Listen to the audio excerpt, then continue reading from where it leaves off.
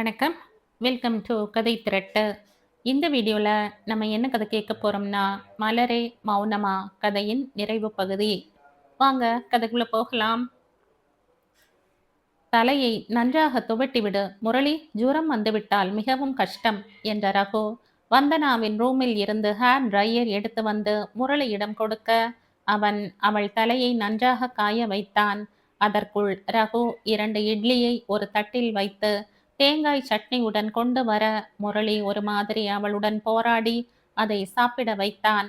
ஒரு தூக்க மாத்திரையை பாலுடன் கலந்து அவளிடம் நீட்ட மறுப்பு சொல்லாமல் அதை குடித்தாள். சற்று நேரத்தில் அவள் தூங்கிய பின் ரூமை விட்டு வெளியே வந்தனர் இருவரும். அப்பாடா என பெருமூச்சு விட்டுக்கொண்டே சோஃபாவில் அமர்ந்த முரளி, ஆமாம், அது என்ன பாட்டு ரகு? அந்த பாட்டுதான் அவளை குளிக்க வைத்து நம்மை காப்பாற்றியது என்றான். அதுவா, வந்தனாவிற்கு எப்போதுமே குளிக்க பிடிக்காது. நன்னிலத்தில் இருந்து வந்த புதிதில் நாங்க 3 பேரும் ரொம்ப குழந்தைகளாக இருந்த போதெல்லாம் என் அம்மா தான் எங்களுக்கெல்லாம் குளிப்பாட்டி விடுவாள். அதுவும் எண்ணெய் தேய்த்து குளிக்கணும் என்றால் ஒரே கலாட்டாதான். அதுவும் வந்தனாவிற்கு எண்ணெய் தேய்த்து குளிப்பாட்டணும் என்றால் அம்மா திணறி போவாள். அப்போதெல்லாம் அவளை தன் வசப்படுத்த அம்மா பாடும் பாடல்தான் இது. ஏதோ சட்டென நினைவுக்கு வர பாடினேன், அவ்வளவுதான் என்றான் ரகு. உன்னை என்ன சொல்லி பாராட்டுவது என்றே புரியவில்லை ரகு. அது சரி, இன்னைக்கு காலை ஓடி ஒரு வேளைதான் ஓடி இருக்கிறது. மேலே என்ன பண்ணுவது? இங்கே ஏதாவது டாக்டரிடம் கூட்டி போகலாமா என்றால் இங்கே ட்ரீட்மெண்ட் எப்படி இருக்குமோ, என்னென்ன கேட்பார்களோ, ரொம்ப பயமா இருக்குப்பா என்று முரளி சொல்லிக் கொண்டிருக்கும் போதே உள்ளே சிலீர் என்று ஒரு சப்தம். வந்தனா படுக்கையின் மேல் நின்று கொண்டு பக்கத்தில் இருந்த தண்ணீர் கிளாஸை பாத்ரூம் கதவின் மேல் தூக்கி அடித்திருந்தாள். அந்த ரூமுக்கு தானடா கூட்டி போக பார்த்த? பாரு, உன்னை கொன்னு போடுற என்ற ஒரே கத்தல் கூச்சல். தவித்து போன ரகு, இப்ப என்ன பண்ணணும்னு தெரியலையே முரளி என்று சொல்ல, கொஞ்ச நாழி அவளை அப்படியே விட்டு பார்க்கலாம் என நினைத்து பேசாமல் இருந்தார்கள். கொஞ்ச நாழிக்கெல்லாம் அவளே ஓய்ந்து போய் துவண்டு கீழே உட்கார்ந்து அப்படியே தூங்கி போனாள். மேற்கொண்டு என்ன செய்வது என்று ரகுவும் முரளியும் ரொம்ப நேரம் பேசிக் கொண்டிருந்தார்கள். ரகு, எங்கள் ஆபீஸில் இப்போது ரிசப்ஷன் நேரம். ரொம்ப லீவ் எல்லாம் போட்டால் வேலையை விட்டு தூக்கி விடுவார்கள். இவளுக்கு சீக்கிரம் உடம்பு குணமானால் தேவலை. ஆனந்த் சொல்வதை பார்த்தால் இவளை ஜாக்கிரதையாக பார்த்து கொள்ளணுமே ரகு. எனக்கு ரொம்ப பயமாக இருக்கிறது என்றான் முரளி. எதற்கு முரளி டென்ஷன் ஆகிறாய்? முதலில் 2 நாள் இருவருமே லீவு போடுவோம். பிறகு சமயத்தை பொறுத்து பார்த்து கொள்ளலாம். இன்னைக்கு அவள் உடம்பு அழுக்கும் கண்ணீர் வழிந்து காய்ந்த கன்னமும் அழுக்கு துணியும். நான் அவளை அப்படி பார்த்ததே இல்லை. என் மனம் ரொம்ப வலிக்கிறது. முரளி, இவளுக்காக மட்டும் இல்லாமல் என்மேல் நம்பிக்கை வைத்து என்னை இங்கு அனுப்பியிருக்கிறாரே என் மாமா, அவருக்காகவாவது நான் இவளை பார்த்து கொண்டே ஆக வேண்டும். எனக்கு வீட்டில் இருந்தபடியே கூட வேலை செய்ய முடியும். நீ ஒன்றும் நினைத்து கொள்ளவில்லை என்றால் நான் இங்கேயே தங்கி இவளை பார்த்து கொள்கிறேன் என்றான் ரகு. என்ன வார்த்தை சொன்னாய் ரகு? உன்னை அவளுக்கு ஒரு தாய் மாதிரி பரிவு காட்டுகிறவனாகத்தான் பார்க்கிறேன். ப்ளீஸ், இந்த மாதிரி எல்லாம் பேசி என்னை நீயும் காயப்படுத்தாதே ரகு. உன்னை கெஞ்சி கேட்டுக்கொள்கிறேன். இந்த இக்கட்டான நேரத்தில் நீ கடவுள் அனுப்பிய தேவ தூதன் போல் எனக்கு தெரிகிறாய். உனக்கு நான் என்ன கைமாறு செய்ய போகிறேனோ தெரியவில்லை. ரொம்ப நன்றி முரளி, வருத்தப்படாதே, எல்லாம் சரியாகிவிடும். ஆனந்திடம் பேசி மேற்கொண்டு என்ன செய்யலாம் என்று யோசிப்போம் என்றான் ரகு. மறுநாள் ஆனந்திடம் பேசினார்கள். எல்லா விவரங்களையும் ஒன்று விடாமல் சொல்லும்படி சொன்ன ஆனந்த் எல்லாவற்றையும் கேட்டுவிட்டு, சரி, என் ஃப்ரெண்ட் ஒருத்தன் பைலட்டாக இருக்கிறான். அவன் மூலம் நான் அவளுக்கு சில மருந்துகளை அனுப்புகிறேன். எப்படி எப்படி எடுத்துக்கொள்ள வேண்டும் என்றும் எழுதி அனுப்புகிறேன். கவனமாக பார்த்து கொள்ளுங்கள். கூடவே அவளிடம் பழைய கேசட், அதாவது அவளுடைய கீர்த்தனாவுடைய கல்யாண கேசட், கீர்த்தனாவின் பூச்சூட்டல் கேசட் எல்லாம் போட்டு காண்பியுங்கள். எதற்கு எப்படி ரியாக்ட் செய்கிறாள் என்பதை கவனமாக குறித்து கொண்டு எனக்கு தெரியப்படுத்துங்கள் என்றான் ஆனந்த். ரொம்ப தேங்க்ஸ் ஆனந்த் என்றான் முரளி. என்ன இது முரளி, எனக்கெல்லாம் தேங்க்ஸ் சொல்லிக்கொண்டு? தைரியமாக இருங்கள். நீங்கள் சரியாக சாப்பிட்டு தூங்கி உங்கள் உடம்பை பார்த்து கொள்ளுங்கள். ரகுவையும் தன்னை கவனித்துக் கொள்ள சொல்லுங்கள். கீர்த்தனாவிற்கு நடப்பதெல்லாம் தெரியும். மாமாவிடம் அவசியமானால் சொல்லிக் கொள்ளலாம். வேறு யாருக்கும் தெரிய வேண்டாம். அமைதியாக மனதை வைத்து கொள்ளுங்கள். முரளி, தினம் தியானம் செய்யுங்கள். உங்கள் மனம் அமைதி பெற அது ஒரு சிறந்த வழி என்றான் ஆனந்த். அடுத்து வந்த சில நாட்களிலும் வந்தனாவின் நிலை அதேதான். மருந்துகள் வந்து கொடுக்க ஆரம்பித்தாயிற்று. ஆனால் பெரிய மாறுதல் ஒன்றும் தெரியவில்லை. திடீர் அழுகை, திடீர் சிரிப்பு, சண்டை, ஓவென்று கத்தல், எல்லாவற்றையும் விட சாப்பிட ரொம்ப படுத்தல். ஆனந்த் சொன்னது நினைவுக்கு வர கல்யாண கேசட்டுகளை போட்டு காண்பிக்க ஆரம்பித்தார்கள். அடுத்து வந்த ஒரு நாள் வந்தனா அமைதியாக இருக்கும் ஒரு நேரத்தில் கீர்த்தனாவின் கல்யாண கேசட்டை போட்டு காண்பித்தார்கள். ஆனந்த் வந்து நிச்சயதார்த்தத்திற்காக கீர்த்தனா அருகில் அமரும் காட்சி வந்ததும் வந்தனாவின் முகம் மாற ஆரம்பித்தது. கையில் வைத்திருந்த ஸ்டீல் டம்ளரை தூக்கி ரகுவின் மேல் வீசி எறிந்து விட்டாள். அதை நிறுத்து, எனக்கு வேண்டாம் என்ற ஒரே கத்தல். அதன் பிறகு இவள் கல்யாண கேசட்டை பார்க்கும்போது சந்தோஷமாகத்தான் இருந்தாள். என்னோட முரளி ரொம்ப அழகா இருக்கா இல்ல என்றாள். பிறகு அவளுடைய சிநேகிதர்களை பார்த்ததும் அழ ஆரம்பித்து விட்டாள். 2 நாட்கள் கழித்துத்தான் கீர்த்தனாவின் பூச்சூட்டல். ஆனந்தின் ஹாஸ்பிட்டல் திறப்பு விழா. 2 கேசட்டையும் போட்டார்கள். ஐயோ, கீர்த்தனாவுக்கு பாப்பா பிறக்கப் போகிறதாம். பிறக்கட்டுமே, எனக்கு என்ன, கருப்பு குழந்தைதான் பிறக்கும். இவ பெரிய ஹாஸ்பிட்டல் ஓனராமா, இருக்கட்டுமே, எனக்கென்ன என்றாள். இருவரும் மாறி மாறி கண் கொத்தி பாம்பாக பார்த்து கொண்டார்கள். எல்லாம் தேவலை. ஆனால் எந்த கண்ணாடி கிடைத்தாலும் போட்டு உடைப்பது பெரிய பிரச்சனையாகியது. திண்டாடினார்கள். முரளி ஒரு நாள், ரகு, இதெல்லாம் எப்படியாவது சமாளித்து கொள்ளலாம். அடுத்து அந்த பிரச்சனை வரும், எப்படி பார்த்து கொள்வது என்று வேதனையுடன் கேட்டான். என்ன புது பிரச்சனை என்று கேட்டான் ரகு. அவன் இப்போதெல்லாம் அவன் அப்பார்ட்மெண்ட்டுக்கு போவதில்லை. முரளியின் வேண்டுகோளுக்கு இணங்க இவர்களுடனேயே தங்கிவிட்டான். அதுதான் ரகு, பெண்களுக்கு வரும் மாதாந்திர பிரச்சனை. ஆனால் இன்னும் 15 நாள் ஆகும் என நினைக்கிறேன். அதற்கு முன் ஏதாவது செய்யணும். மாத்திரைகள், மருந்துகள் ஏதானாலும் குணமாகி வருவது போல் தெரியவில்லையே ரகு என்றான். ஒரு நர்ஸ் வேண்டுமானாலும் போடலாமா?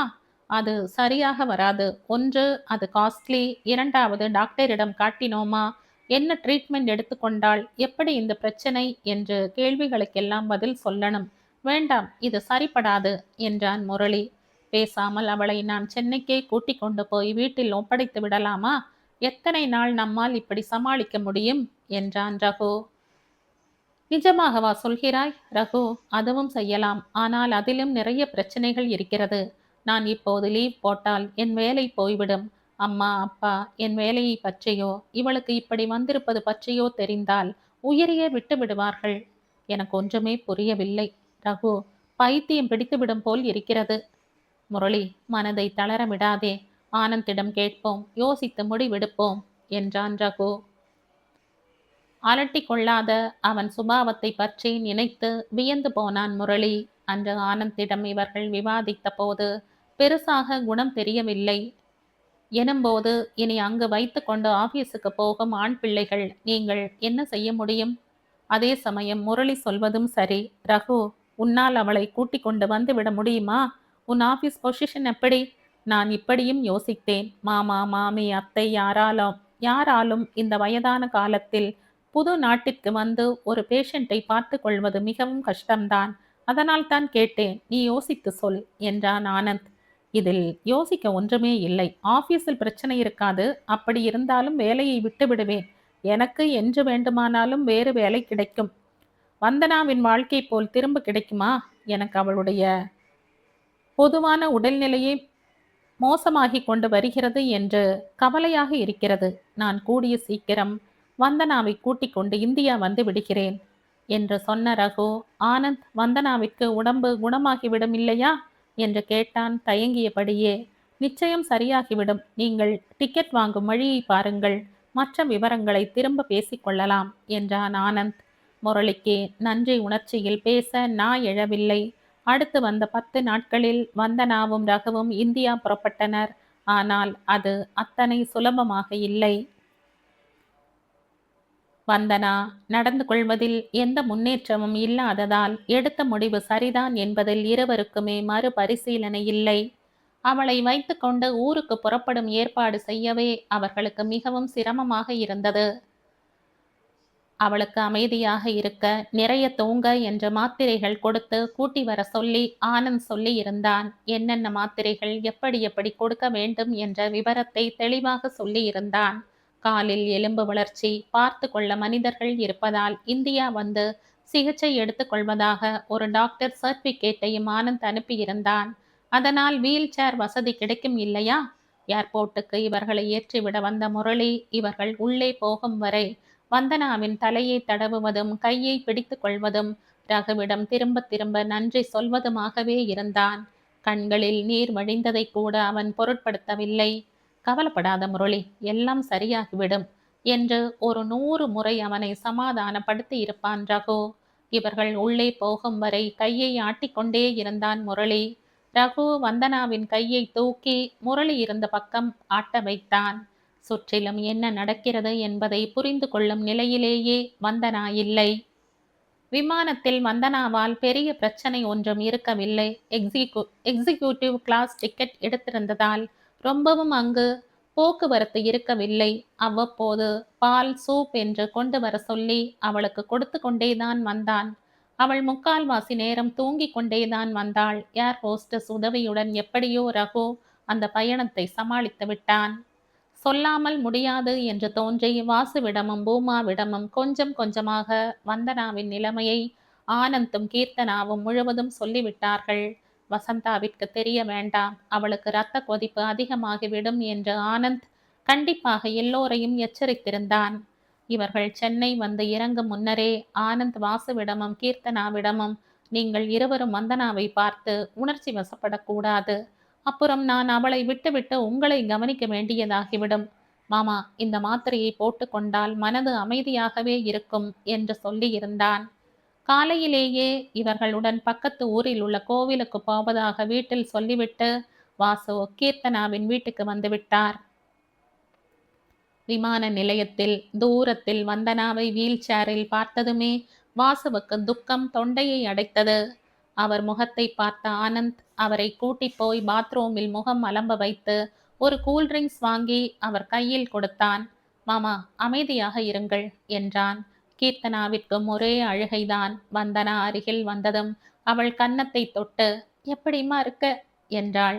தூக்கம் சற்று தெளிந்திருந்த வந்தனா ஐ ஆம் ஃபைன் என்றாள். அவளுக்கு நாக்கு குன்றிய மாதிரி இருந்தது. அவள் அருகில் வந்த வாசு அவள் கன்னத்தை தடவி வந்தனா கண்ணு, ராஜாத்தி, சீக்கிரமே சரியாகி விடுவடா என்றார். ரகுவை பார்த்து பேசவே நாய் எழவில்லை.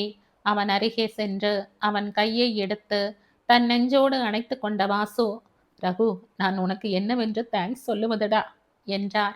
நீங்க என்ன மாமா எனக்கு போய் தேங்க்ஸ் எல்லாம் சொல்லிக்கொண்டு, நீங்கள் எனக்கு இட்ட கட்டளையை தான் நிறைவேற்றினேன் என்றான். ஆனந்தை தொந்தரவு செய்யாத கீர்த்தனா ரகுவிடம் போய் அவன் தோளை பிடித்து கொண்டு ரொம்ப நேரம் அழுது விட்டாள். எல்லோரும் பார்க்கிறார்கள் பார், முகத்தை துடைத்துக்கொள், சில்லென்று ஏதாவது குடி, நீ இப்போது இப்படி அழலாமா? நீ அழுதால் மாமாவை யார் பார்த்து கொள்வது? தைரியமாக இரு. இவ்வளவு தூரம் கடவுள் கிருபையால் இந்தியா வந்துவிட்டாள் வந்தனா. இனிமேல் ஆனந்த் அவளை நல்லபடியாக ஆக்கி விடுவார் என்று ஆறுதல் சொன்னான். ஏய் கீர்த்தனா, எங்கடி உன் பேபி? ஓ, இந்த தொப்பைக்குள் ஒளித்து வைத்திருக்கிறாயா என்று கேட்டுக்கொண்டே அவள் வயிற்றில் ஒரு குத்துவிட போனாள் வந்தனா. சட்டென்று சுதாரித்து கொண்டு நகர்ந்து விட்டாள் கீர்த்தனா. எல்லோர் முகத்திலும் பயக்களை. முதலில் சரியானவன் ஆனந்த் தான். சரி மாமா, நாங்கள் புறப்படுகிறோம். முன்னாலேயே தீர்மானித்தபடி வந்தனாவை ஊட்டிக்கு அழைத்து போய் என் பாதுகாப்பில் வைத்து கொண்டு ட்ரீட்மெண்ட்டை ஆரம்பிக்கிறேன். கண்டிப்பாக சரியாகி விடுவாள் என்று நம்பிக்கை இருக்கிறது. நீங்கள் கவலையே பட வேண்டாம். சீக்கிரமே நீங்கள் வந்தனாவை பழைய நிலையில் பார்ப்பீர்கள். அப்புறம் மாமா, வந்தனா இந்தியா வந்த விஷயம் நம்மை தவிர வேறு யாருக்கும் தெரிய வேண்டாம். நான் உங்களோடு செல்போனில் அடிக்கடி பேசுகிறேன். கீர்த்தனா, அப்பா கொஞ்ச நாழி உன்னோடு வந்திருந்து விட்டு பிறகு அபிராமபுரம் போகட்டும். நீ போய் ஏதாவது பாட்டு கேள் அல்லது மாலதியை வர சொல்லி குழந்தையோடு விளையாடி கொண்டிரு. நான் நாளன்றைக்கு வந்து விடுவேன் என்றான் ஆனந்த். உங்களுக்குத்தான் மாப்பிள்ளை எங்களால் ரொம்ப கஷ்டம் என்றார் வாசு. நமக்குள் இந்த ஃபார்மாலிட்டி பேச்செல்லாம் வேண்டாம் மாமா என்றவன், ரகு வா, நாம் புறப்படலாம் என்றான். ஆக ஆனந்த், ரகு, வந்தனா மூவரும் ஊட்டிக்கு புறப்பட்டார்கள். பெரிய கார் அது. பின் சீட்டில் வந்தனாவை சௌகரியமாக படுக்கவிட்டு சீட் பெல்ட்டையும் போட்டுவிட்டு கிளம்பினார்கள். பிளேனில்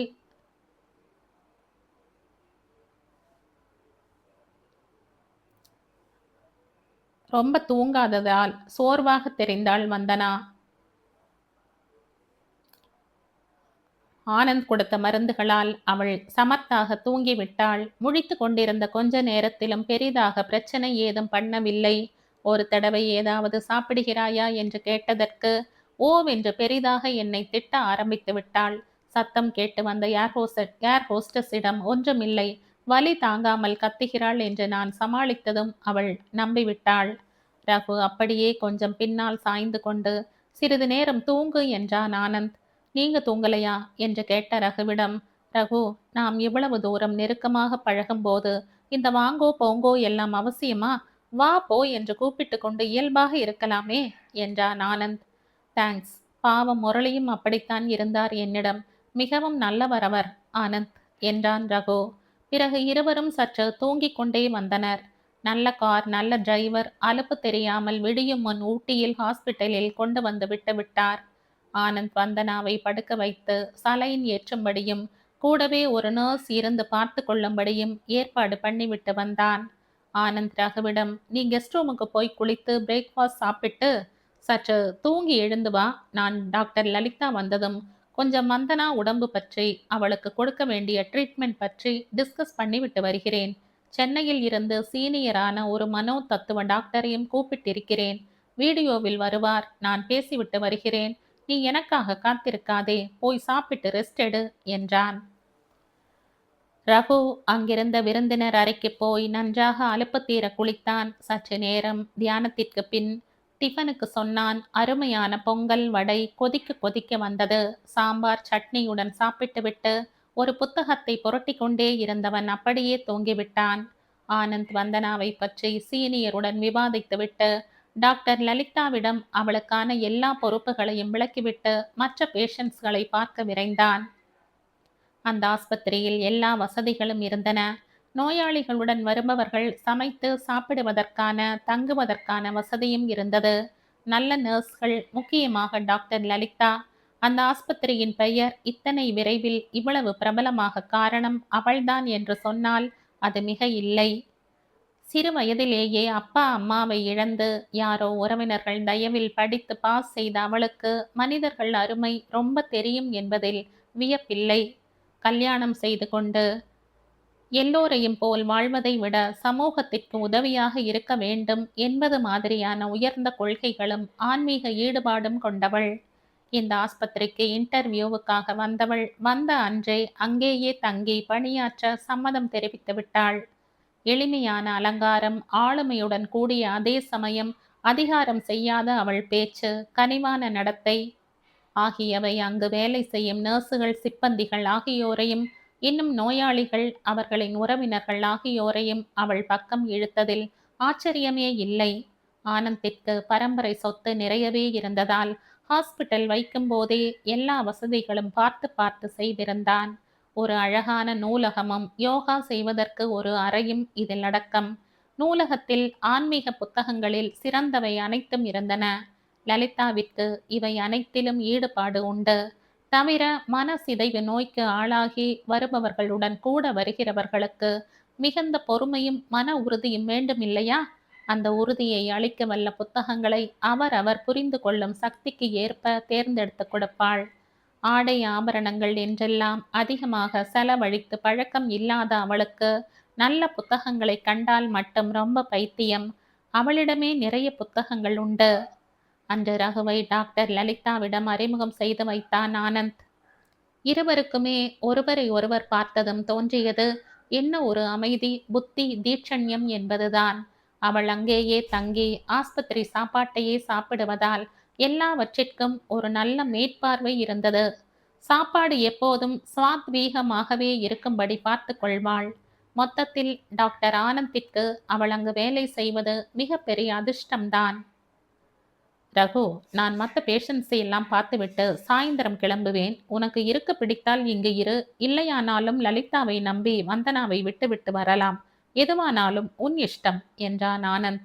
இல்லை ஆனந்த், நான் ஒரு 4 நாட்கள் இங்கேயே இருக்கிறேன். டாக்டர் லலிதாவிற்கு வந்தனாவின் நடைமுறை பழக்கமான பிறகு நான் ஒரு முறை சென்னை வருகிறேன். 2 நாட்கள் அம்மாவுடன் இருக்க வேண்டும். அதற்கப்புறம் நான் இங்கிருந்து கொண்டே செய்து அனுப்புகிற மாதிரி ஏதாவது ப்ராஜெக்ட் எடுத்து செய்கிறேன் என்றான். இந்த இடம் எனக்கு ரொம்பவே பிடித்திருக்கிறது என்றும் கூடவே சொன்னான். சரி ரகு, அப்படியே செய் என்ற ஆனந்த் அவனுடைய மற்ற வேலைகளை முடித்துவிட்டு மாலை சென்னை கிளம்பிவிட்டான்.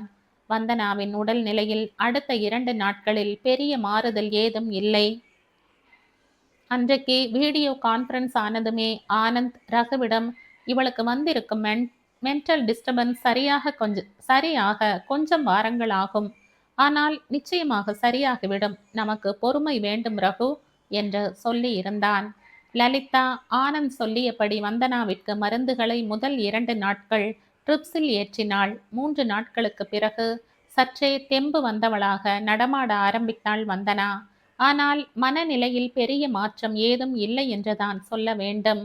சாதாரணமாக பேசிக்கொண்டிருப்பாள். திடீரென்று வெறித்த பார்வையும் மௌனமுமாக இருப்பாள்.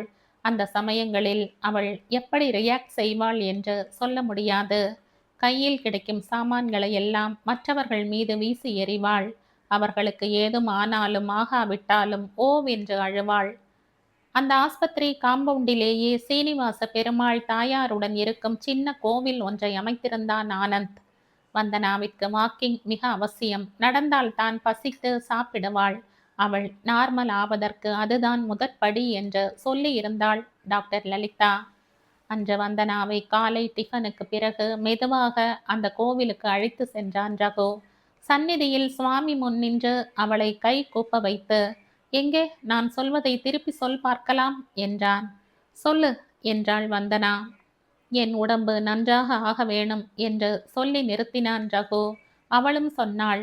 முரளியுடன் நான் சீக்கிரம் போய் சேரணும் என்று சொல்லி நிறுத்தினான். அதையும் திரும்ப சொன்னாள். ஆனால் தயங்கியபடியே சொன்னாள். எனக்கு ஒரு குழந்தை பிறக்கணும் என்று சொல்லி அவன் நிறுத்திவிட்டு பெருமாளை பார்த்து வேண்டிக் கொண்டிருக்கையில் ஒரே ஒரு நிமிடம் அவன் பார்க்காத போது அங்கிருந்த ஒரு பித்தளை விளக்கை எடுத்து அவன் முகத்தின் மேலே தூக்கி அடித்து விட்டாள். விளக்கின் விளிம்பு பட்டு நெற்றியில் ரகுவிற்கு காயமாகி ரத்தம் கொட்ட ஆரம்பித்து விட்டது. தூரத்தில் இருந்து பார்த்து கொண்டிருந்த ஒரு வேலைக்கார பெண் கத்திக்கொண்டே ரகுவை நோக்கி ஓடி வரவும் மற்ற எல்லோருமாக வந்து ரகுவை மெல்ல அழைத்து போய் காயத்திற்கு மருந்திட்டனர். வந்தனா தான் ஏதோ தப்பு பண்ணிவிட்டோம் என்று உணர்ந்து அப்படியே பம்மி போய் உட்கார்ந்து அழ ஆரம்பித்து விட்டாள். யார் கூப்பிட்டாலும் உள்ளே வரமாட்டேன் என்று அடம் பிடித்தாள். சற்று நேரம் கழித்து லலிதா போய் நல்லதனமாக சொல்லி அவளை உள்ளே அழைத்து வந்தாள். படுக்கைக்கு வரமாட்டேன் என்று அடம் பிடித்த அவளை தன் ரூமிற்கு கூட்டி போய் மென்மையாக சற்று நேரம் பேசிக்கொண்டிருந்து விட்டு அவளை தூங்க வைத்தாள். சற்று நேரம் கழித்து லலிதா ரகுவை போய் பார்த்தாள். சாரி மிஸ்டர் ரகு, வந்தனா நிலைமை சரியாக கொஞ்சம் தாமதமாகலாம். அதுவரை இப்படித்தான் என்றாள். காயத்திற்கு தையல் வேண்டுமா என்று பார்த்து பின் வேண்டாம் என தீர்மானித்து வலி குறைவதற்கு ஒரு ஊசி போட்டாள். பாவம், ரொம்ப கஷ்டப்படுகிறீர்களே என்று ஆறுதலாக சொன்னாள். அவள் என்ன வேண்டும் என்றா செய்தாள்? பாவம், எப்போது சரியாவாளோ என்று பெருமூச்சு விட்டான் ரகு. இந்த நிகழ்ச்சிக்கு பிறகு வந்தனா இன்னும் மோசமாகிவிட்டாள். ஆனந்த் சொல்லி இருந்தபடி மருந்தை மாற்றினாள் லலிதா. இன்று பூராவும் வந்தனாவின் பக்கத்திலேயே இருக்கணும் மிஸ்டர் ரகு. இது ஒரு புது மருந்து, இதன் ரியாக்ஷனை கவனிக்கணும் என்று லலிதா சொல்லிக் கொண்டிருக்கையிலேயே வந்தனாவின் நர்ஸ் டாக்டர் டாக்டர் என்று பதட்டமாக அழைக்கவும் லலிதா அங்கு ஓடினாள். பாவம், வந்தனாவிற்கு ஃபிட்ஸ் வந்துவிட்டது. அவசரமாக செய்ய வேண்டிய முதல் உதவிகளை செய்துவிட்டு ஃபிட்ஸ் நின்றவுடன் அவள் தூங்குவதற்கு ஒரு ஊசி போட்டாள். பின் டாக்டர் ஆனந்திற்கு போன் செய்தாள். லலிதா, கீர்த்தனாவிற்கு பிரசவ வலி ஆரம்பித்து விட்டது. நான் ரொம்ப டென்ஷனாக இருக்கிறேன். நீ ரகுவிடம் சொல்லி கோயம்புத்தூரில் இருந்து டாக்டர் கோவர்தன் சாரை கூப்பிட்டு வர முடியுமா என்று பாரேன் என்றான். சரி சார் என்றவள் ரகுவிடம் விவரம் சொன்னாள். நான் யாரையாவது டிரைவரை விட்டே அவரை அழைத்து வர சொல்கிறேன் என்றாள். அது அவ்வளவு நன்றாக இருக்காது என்றுதான் டாக்டர் ஆனந்த் என்னை போக சொல்லி இருக்கணும். டிரைவரை அழைத்து கொண்டு நானே போகிறேன் டாக்டர் என்றான் ரகு. போனில் டாக்டர் கோவர்தனுடன் பேசி விஷயத்தை சொல்லிவிட்டு ரகுவையும் டிரைவரையும் அனுப்பி வைத்தாள் லலிதா. மழை வரும் போலிருக்கிறது, பார்த்து ஜாக்கிரதையாக போங்கள் என்று சொல்லி அனுப்பினாள். ரகு டிரைவருடன் புறப்பட்டான். சற்று தூரம் சென்றதும் ரகு ஆனந்தை போனில் கூப்பிட்டான். கீர்த்தனா எப்படி இருக்கிறாள் ஆனந்த் என்று கேட்டதுதான் தாமதம். தன் கவலை எல்லாம் கொட்டிவிட்டான் ஆனந்த். ரகு, பாரேன், யாராவது கேட்டால் சிரிப்பார்கள். நான் ஒரு டாக்டர், எம்டி படித்தவன். ஆனால் கீர்த்தனாவை லேபர் வார்டுக்கு கூட்டி போனதில் இருந்து ரொம்பவும் நர்வஸாகவும் பயமாகவும் இருக்கிறது. நான் யாரிடமும் என் உணர்ச்சிகளை பகிர்ந்து கொள்ளவும் முடியாத நிலை. எல்லோரும் பெரியவர்கள். ரகு, எனக்கு உள்ளே ரொம்ப டென்ஷனாக இருந்ததால் வெளியே வந்து விட்டேன். ரகு, சொல்லேன், எல்லாம் நல்லபடியாக ஆகிவிடும் இல்லையா என்று குழந்தையைப் போல் கேட்டான். என்ன ஆனந்த், நீ இவ்வளவு கோழையாக இருக்கிறாயே? அன்பு அதிகமானால் தைரியம் குறைந்துவிடும் தான். கவலைப்படாதே. உள்ளே உள்ள டாக்டர் என்ன சொல்கிறார்? உள்ளே சென்னையின் பெஸ்ட் பிரசவ டாக்டரும் பெஸ்ட் குழந்தை டாக்டரும் இருக்கிறார்கள். 2 பேரும் நார்மல் டெலிவரி என்பதால் தான் டைம் ஆகிறது. கவலைப்பட ஒன்றுமே இல்லை என்கிறார்கள். ஆனால் பாவம், என் கீர்த்தனா ரொம்பவும் அழுகிறாள். ரகு, ஆமாம், நீ கோவை போய் கொண்டிருக்கிறாயா என்று கேட்டான் ஆனந்த். ஆமாம் ஆனந்த், அங்குதான் போய்க் கொண்டிருக்கிறேன். அவர் எனக்கு ப்ரொஃபசர் ரகு. அதனால் தான் நீயே போய் கூட்டிக் கொண்டு வந்தால் நல்லது என்று நான் சொன்னேன் என்றான் ஆனந்த். ஆனந்த், இன்னும் 15 நிமிடங்களில் நீ எனக்கு போன் செய்து நல்ல சமாச்சாரம் சொல்லப் போகிறாய் பாரேன் என்றான் ரகு. சின்னதாக ஆரம்பித்த மழை சற்று நேரத்தில் பெரிதாக கொட்ட ஆரம்பித்து விட்டது. ஊட்டி பக்கங்களில் எப்போது மழை பெய்யும் என்று யாருக்கு தெரியும்? சற்று சிரமப்பட்டு அங்கு போய் சேர்ந்ததும் டாக்டர் கோவர்த்தன் இவர்களுக்கு டீ கொடுத்து உபசரித்தார். ரகுவிற்கு ஒரே அவசரம். இல்லை சார், நாம் கிளம்பி விடலாம் என்றான். போனில் லலிதாவுடன் பேசி நிலைமையை தெரிந்து கொண்டிருந்த அவர், இப்போது அவசரம் ஒன்றுமில்லை மிஸ்டர் ரகு, மழை நின்றதும் கிளம்பலாம் என்றார். இவனால் அதற்கு மேல் ஒன்றும் சொல்ல முடியவில்லை. சற்று நேரம் கழித்து மழை நின்றதும் இவர்கள் கிளம்பினர். ஆனால் திரும்பவும் பெரும் மழை பிடித்து கொண்டது. காரை ஓட்டிய ஜேக்கப் ஒரு கை தேர்ந்த டிரைவர் மிக சாமர்த்தியமாக காரை செலுத்தி கொண்டிருந்தார். ஒரு ரகு மரியாதை நிமித்தமாக கூட டாக்டரிடம் பேசவில்லை. அவன் சிந்தையில் வந்தனாவும் அவள் சீக்கிரம் குணமாக வேண்டும் என்ற வேண்டுதலும் தவிர வேறு ஒன்றும் இல்லை. டாக்டர் கோவர்த்தனை லலிதா இதற்கு முன்னால் பார்த்திருக்கிறாள். சற்றே குள்ளம்தான், ஆனால் தீட்சண்யமான கண்கள், ரிம்லெஸ் கண்ணாடி, கூர் நாசி, தக்காளி மாதிரி கலர், வழுக்கை தலை. ஹிந்தி நடிகர் டேவிட் மாதிரி இருந்தார். நன்றாக பழகினார். லலிதா வந்து தன்னை அறிமுகப்படுத்தி கொண்டாள்.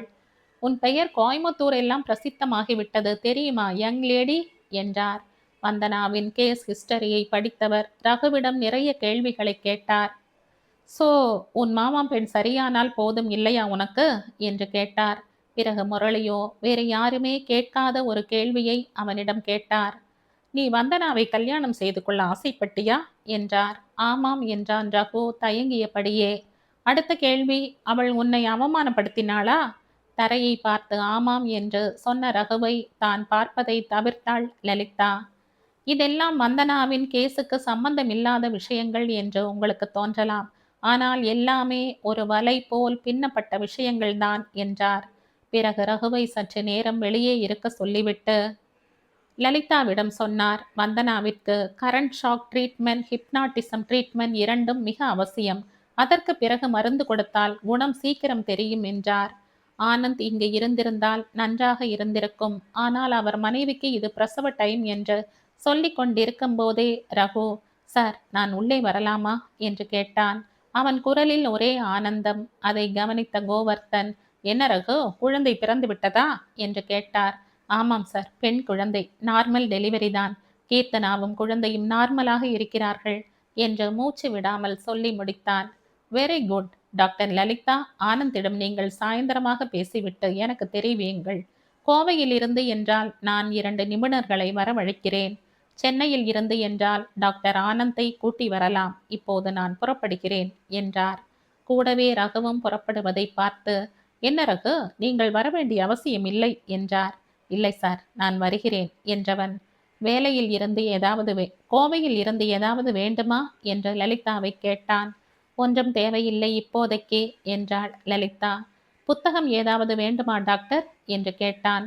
சமீப காலங்களில் அவன் எங்காவது வெளியே போனால் லலிதாவை இப்படி கேட்டு கொண்டு போவது வழக்கமாகிவிட்டது.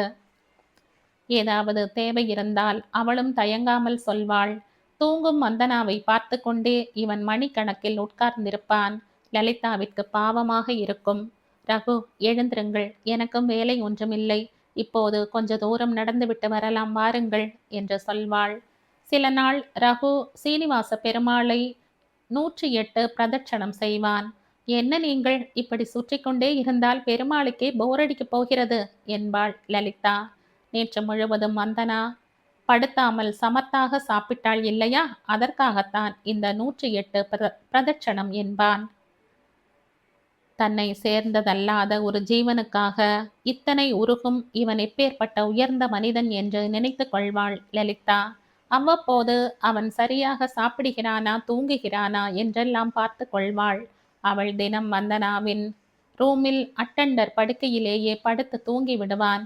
ரகு, நிறைய பெண்கள் ஃப்ரீயாக இருக்கிறார்கள், நீங்கள் உங்கள் ரூமில் போய் கை கால்களை நீட்டிக்கொண்டு சௌகரியமாக படுத்து கொள்ளுங்கள் என்று 2-3 நாட்களுக்கு ஒரு தரம் கண்டிப்பாக அனுப்பி வைப்பாள்.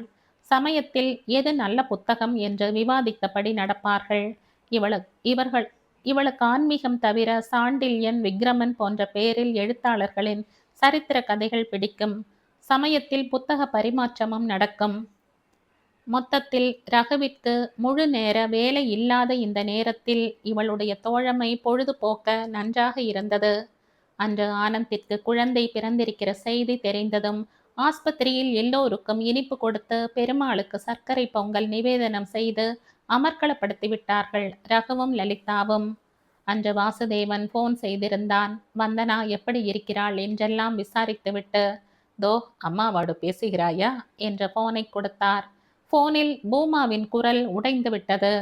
என்னப்பா ரகு, இத்தனை நாளாகி விட்டது, அம்மாவை பார்க்க வரணும்னு உனக்கு தோணலையா என்று கேட்டாள். அம்மா, நானே இன்றோ நாளையோ புறப்படுவதாகத்தான் இருக்கிறேன். உன்னை பார்க்கணும்னு தாமா எனக்கும் மனசு அடித்து கொள்கிறது.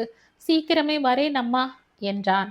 மறுநாள் காலையில் ரகுவிடம் அன்று மாலை கோவையில் இருந்து சென்னைக்கு ஒரு விமான டிக்கெட்டும் 2 நாள் கழித்து கோவைக்கு திரும்பி வர ரகுவிற்கும் ஆனந்திற்குமாக 2 டிக்கெட்டும் கொடுத்தாள் லலிதா. எதுக்கு டாக்டர் விமான பயணம், ரயிலிலேயே போய்விடுவேனே என்றான். டாக்டர் ஆனந்த் சொன்னபடி செய்திருக்கிறேன் என்றாள் லலிதா.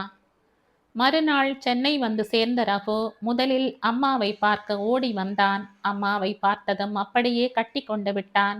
அம்மாவின் பாதம் தொட்டு நமஸ்கரித்தவன், எப்படி இருக்கிறீர்கள், உடம்பு ஒன்றுமில்லாமல் இருக்கிறீர்களா என்று கேட்டான். பின் மாமாவை தேடி மாடிக்கு சென்றான். என்ன மாமா உடம்பு, இவ்வளவு இளைப்பு என்று கேட்டுக்கொண்டிருக்கையில் அங்கே வசந்தா வந்து விட்டாள். நானும் சொல்லி கொண்டுதான் இருக்கிறேன் ரகு, உடம்பு இளைப்புதான். அவரும் வெளியே சொல்லிக் கொள்ளாவிட்டாலும் வந்தனாவை மிஸ் பண்ணுகிறாரோ என்னவோ. நாங்கள் 2 பேரும் ஒரு தரம் அமெரிக்கா போய் வந்தனாவை பார்த்து விட்டு வரலாம் என்று எண்ணிக்கொண்டிருக்கிறோம். நீ எப்போ பார்த்தே அவளை? அவளிடமிருந்து போனே இல்லை, ஒரு மாதமாக. எப்படி இருக்கிறாள்? அம்மாவை மறந்து போய்விட்டாளா என்று கேட்டாள். அதெல்லாம் ஒன்றுமில்லை மாமி, அவள் போனது முதல் குளிர்காலம் இல்லையா, அதுதான் சிரமப்படுகிறாள். அவளுக்கு இப்போது போன் செய்வது சற்று சிரமம்தான். உங்களிடம் சொல்ல சொன்னாள். இன்னும் 2 மாதத்தில் குளிர் போய்விடும். அதற்கப்புறம் நீங்களும் மாமாவும் போங்கள். அப்போது அந்த கடுமையான குளிர் உங்களுக்கு தாங்காது என்றான். பாவம், இப்படி ஏமாற்றுகிறோமே என்று வருத்தமாக இருந்தது. என்ன செய்வது, நிலைமை அப்படி என்று தன்னைத்தானே சமாதானப்படுத்தி கொண்டான். சாயந்தரம் அவனுக்காக பூமா உருளைக்கிழங்கு மசாலா செய்து பூரி பண்ணி கொண்டிருந்தாள். ரகு வந்து அம்மா கழுத்தை கட்டி கொண்டு, அம்மா நான் பொறுக்கிறேன், நீ இட்டு கொடு என்றான். உனக்கு என்னடா தலையெழுத்து, ஆம்பளை என்றாள். நீ மட்டும் கிழவியானாலும் நீயே பண்ணி கொண்டிருப்பாயா என்ன என்றான். அதுக்குத்தான் உன்னை கல்யாணம் பண்ணிக்கோ என்கிறேன் என்று பூமா சொல்லி கொண்டிருக்கும் போதே வசந்தா உள்ளே வந்தாள். ஆமாம்டா ரகு, அம்மா சொல்வது சரிதானே. கீர்த்தனாவையும் வந்தனாவையும் வாழ்க்கையில் செட்டில் பண்ணியாகிவிட்டது. இனி நீதானே, உனக்கும் ஒரு கல்யாணம் பண்ணி நீயும் லைஃபில் செட்டில் ஆகிவிட்டால் எங்கள் பொறுப்பு தீரும் இல்லையா என்றாள். ரகு ஒன்றும் பேசவில்லை. ஒரு அரை கணம்தான் லலிதாவின் முகம் கண்ணில் வந்து போனது. அவள் யாரோ, நாம் யாரோ, எதற்கு இந்த மாதிரி எண்ணம் எல்லாம்? தலையை உலுக்கி கொண்டான். சீக்கிரமே பண்ணி கொள்கிறேன் மாமி என்றான். மறுநாள் மத்தியானம், நான் கிளம்பி கீர்த்தனாவை பார்த்துவிட்டு இன்று மாலை ஆனந்த் ஊட்டிக்கு போகிறாராம். அவருடன் கிளம்பி போய் நம் கீர்த்தனாவின் ஆஸ்பத்திரியை பார்த்துவிட்டு வருகிறேன் என்றான். இவன் அமெரிக்காவில் இருந்து வந்ததாக நினைத்து கொண்டிருக்கும் வசந்தா முதலிலேயே கேட்டாள். என்ன, உன் சாமான்கள் இவ்வளவுதானா என்று. ரொம்ப குறைந்த நாட்களுக்குத்தான் என்னை அனுப்பியிருக்கிறார்கள். அடுத்த வாரம் திரும்பி விடுவேன் என்றான். ஈஸ்வரா, எவ்வளவு பொய்கள் சொல்கிறேன் என்று நினைத்து கொண்டான். ஊட்டியில் இருந்து கிளம்பும் போதே லலிதா 3 சால்வைகள் வாங்கி கடை பெயர் இல்லாத ஒரு கவரில் வைத்திருந்தாள். ரகுவிடம் யுஎஸ்இல் இருந்து உங்கள் வீட்டு பெரியவர்கள் 3 பேருக்கும் வாங்கி வந்திருப்பதாக கொடுக்க சொல்லி கீர்த்தனா மேடம் கொடுக்க சொன்னார்கள் என்றாள். வந்ததும் அதை கொடுத்த போது மாமா ஒரு நமட்டு சிரிப்போடு வாங்கி கொண்டார். வசந்தா அதை தொட்டு பார்த்து, யூஎஸ் சாமான் தாண்டா என்று மெச்சிக்கொண்டாள். கீர்த்தனாவின் குழந்தையை பார்த்ததும் அப்படியே அள்ளி கொண்டு விட்டான் ரகு. ஜாக்கிரதை ஜாக்கிரதை என்று கத்தினாள் அவள் மாமியார். ஒரு ரோஜா பூ குவியல் மாதிரி இருந்தது அது. என்ன பெயர் வச்சிருக்க கீர்த்தனா என்று கேட்டான். மயூரவல்லி என்ற கேசவர் கோவில் தாயார் பெயர் வைத்து மயூரா என்று கூப்பிடுகிறோம் என்று சொன்னாள் கீர்த்தனா. எக்ஸலண்ட் என்றவன் தன் பர்சில் இருந்து ஒரு 1000 ரூபாய் நோட்டை எடுத்து குழந்தை கையில் பிடிச்சுக்கோ பிடிச்சுக்கோ என்று கொடுத்தான். என்ன பழக்கம் ரகு இதெல்லாம் என்றாள் கீர்த்தனா. என்னைக்கும் உள்ள பழக்கம்தான். நான் வரும்போதே குழந்தைக்கு ஏதாவது வாங்கி வந்திருக்கணும். அது முடியாமல் போய்விட்டது என்றான். ரகு, எப்போது கல்யாண சாப்பாடு போட போகிறாய் என்று கேட்டாள் கீர்த்தனாவின் மாமியார். பெண் பார்க்கவா? கொஞ்சம் போகட்டும் மாமி என்றான் ரகு. இதற்குள் ஆனந்தும் வந்துவிட்டான். சாப்பிட்டு விட்டு கிளம்பலாமா ரகு என்று கேட்டான். இருவரும் கிளம்பி காரில் விமான நிலையத்துக்கு வரும்போது ஆனந்த் தனக்குத்தானே சிரித்து கொண்டான். என்ன ஆனந்த், நீயே சிரிச்சுக்கிற என்று கேட்டான் ரகு. இல்லை ரகு, மனிதர்கள் எத்தனை விசித்திரமானவர்கள், அவர்களுடைய கோரிக்கைகளும் எவ்வளவு வினோதமானவை என்று நினைத்து கொண்டே சிரிப்பு வந்தது. இப்போது எந்த விசித்திர மனிதர் எந்த வினோத கோரிக்கை வைத்தார், கொஞ்சம் சொல்லேன் ப்ளீஸ். அப்பா, ஆவலை பார், டாக்டர் கோவர்த்தன் வந்தார் இல்லையா, நினைவிருக்கிறதா அவரை உனக்கு? டாக்டர் லலிதாவின் உருவத்தை அவர் பக்கத்தில் மனக்கண்ணில் கொண்டு வா, உனக்கு சிரிப்பு வரும். இது என்ன பேத்தல், அவருடைய மூளையில் தோன்றிய வேடிக்கையான எண்ணம் இது என்ற ரகு கூடவே, ஒருவேளை அவர் டாக்டர் லலிதாவை மகளாக தத்து எடுத்துக் கொள்கிறாராமா என்றான். அப்படி கேட்டிருந்தால் தேவலையே, இவர் அவளை கல்யாணம் செய்து கொள்ளணுமாம். காதலிக்க நேரமில்லை, காதலிப்பார் யாரும் இல்லை என்ற நடிகர் முத்துராமன் கிழ வேஷத்தில் பாடுவது போலில்லை என்று சொல்லி சிரித்தான் Anand. Ridiculous Anand, absolutely ridiculous. தேவதை மாதிரி இருக்கும் நம் லலிதா எங்கே, இவர் எங்கே? இதை ரகு சொன்னதும் ஒரு சின்ன விசிலடித்து கொண்டே ரகு முகத்தை ஆனந்த் குறும்பு பார்வை பார்க்க அவன் கண்களை நேருக்கு நேர் சந்திக்க சக்தியின்றி கண்களை தாழ்த்தி கொண்டான். அவர் இதை என்னிடம் எப்படி கேட்டார் தெரியுமா? அவரிடம் நிறைய அளவிற்கு அதிகமான சொத்து இருக்கிறதாம். மனைவி எப்போதோ போய்விட்டாளாம். பிள்ளை ஜெர்மனிக்கு போனவன் அங்கேயே ஒரு ஜெர்மன்காரியை கல்யாணம் செய்து கொண்டு தங்கிவிட்டானாம். இவரை கல்யாணம் செய்து கொண்டால் ஒரு பிக்கல் பிடுங்கல் இல்லையாம். இவருக்கு 2-3 நாடுகளின் சிட்டிசன்ஷிப் இருக்கிறதாம். கல்யாணம் பண்ணி கொள்ளும் போதே இவள் பேருக்கு நிறைய சொத்து எழுதி வைக்கிறாராம். என்னை லலிதாவை கேட்டு சொல்ல சொல்லி இதுவரை 2-3 போன் கால்கள் செய்துவிட்டார். நான் லலிதாவிடம் கேட்கும் எண்ணத்திலேயே இல்லை என்றான் ஆனந்த். சொல்லாமல் இருந்தால் தப்பில்லையா ஆனந்த்? ஒருவேளை லலிதா சரி என்று சொல்லி அவருக்கு அந்த அதிர்ஷ்டம் அடிக்கலாம் இல்லையா? ஆக லலிதாவை கல்யாணம் செய்து கொள்பவன் அதிர்ஷ்டசாலி என்கிறாய். நீ ஏன் அந்த அதிர்ஷ்டசாலியாக இருக்கக்கூடாது என்று கேட்டான் ஆனந்த். லலிதாவிற்கு கல்யாணம் செய்து கொள்ளும் எண்ணமே கிடையாது. தவிர வந்தனாவிற்கு முதலில் சரியாகட்டும் ஆனந்த், அப்புறம் வேறு எதையும் யோசிக்கலாம். இப்போதைக்கு வந்தனாவின் வாழ்க்கை நேராகணும் என்பதை தவிர எனக்கு வேறு எண்ணமே இல்லை. சரியாகும் ரகு, கவலைப்படாதே என்றான் ஆனந்த் அவன் தோளை தட்டியபடியே. ஊட்டி போனதும் டாக்டர் கோவர்த்தனிடம் சொல்லி ஷாக் ட்ரீட்மெண்ட் கொடுக்க ஸ்பெஷலிஸ்டை வரவழைத்தான். அன்று ரகுவை ஒரு வேலை சொல்லி கோவைக்கு அனுப்பிவிட்டான். வந்தனா எப்படி காலேஜ் பெண்ணாக ஆர்ப்பாட்டமாக அலைவாள் என்று பார்த்த ஆனந்திற்கே இதையெல்லாம் பார்க்க மிகவும் சங்கடமாகத்தான் இருந்தது. லலிதா பக்கத்தில் இருக்க அன்றைய ஷாக் ட்ரீட்மெண்ட் முடிந்தது. ரொம்ப டயர்டாக கிடந்தாள் வந்தனா. அந்த வார கடைசியில் இன்னொரு தரம் ஷாக் ட்ரீட்மெண்ட் கொடுத்ததில் நல்ல முன்னேற்றம் தெரிந்தது. ஆனந்த் இந்த 1 மாதமும் சென்னை ஆஸ்பத்திரிக்கு லீவு போட்டு விட்டான். ஷாக் ட்ரீட்மெண்ட் முடிந்ததும் ஹிப்னாட்டிஸ்ட் வந்தார். வந்தனாவை ஆழ் மனதிற்கு கொண்டு போனார். அது அவ்வளவு சுலபமாக இருக்கவில்லை. பிங் பாங் பாலின் சப்தத்தை ஒரே லயத்தில் வைத்து அரை மணி நேரம் போல கேட்க வைத்த பின் அவர் அவளை தன் கை விரலையே பார்க்க வைத்தார். ரூமில் இருட்டு. மூலையில் ரகு, ஆனந்த், லலிதா மூவரும் டேப் ரெக்கார்டருடன் தயாராக இருந்தனர். என் கை விரலையே பார்க்கும் நீ இப்போது தூங்கப் போகிறாய், தூங்கப் போகிறாய், தூங்கிவிட்டாய். உன் சிறு வயது ஞாபகங்கள் உன்னில் வந்தாகிவிட்டது. வந்தனா, உனக்கு இப்போது 6 வயது. என்ன நடக்கிறது சொல்லு. என் அம்மா படுத்து கொண்டிருக்கிறாள். அப்பா அம்மாவை திட்டுகிறார். கீர்த்தனாவை ஏன் இப்போது கூப்பிட்டுக் கொள்வதில்லை என்ற அவரது கேள்விக்கு, அம்மா, அவள் உங்களை மாதிரி கருப்பு. உங்களை கல்யாணம் பண்ணி கொள்ளும் போதே தெரியும் எனக்கு இப்படி கருப்பு குழந்தை பிறக்கும் என்று. அம்மாதான் புக்ககத்தில் உன் ராஜ்யமாக இருக்கும் என்று உங்களை எனக்கு பண்ணி வைத்தாள் என்று கத்தினாள் என்றாள். இப்போது உனக்கு 8 வயது. என்ன நடக்கிறது சொல் என்றார். ஸ்கூலில் எல்லோரும் கீர்த்தனாவை சமர்த்து சமர்த்து என்று கொண்டாடுகிறார்கள். அவள் யாருடனும் சண்டை போடுவதில்லை. ரகுவும் அவளும் மட்டும்தான் நல்லவர்கள். நான் மட்டும்தான் கெட்டவள். என்னை அழகா இருக்கேன்னு தான் எல்லோரும் கொஞ்சரா. கூடவே எனக்கு அசட்டு பிடிவாதம். சொன்னதை கேட்காது என்றெல்லாம் பெயர். இப்படியே 2, 3 சீட்டிங்கில் பல விஷயங்களை சொன்னாள் வந்தனா.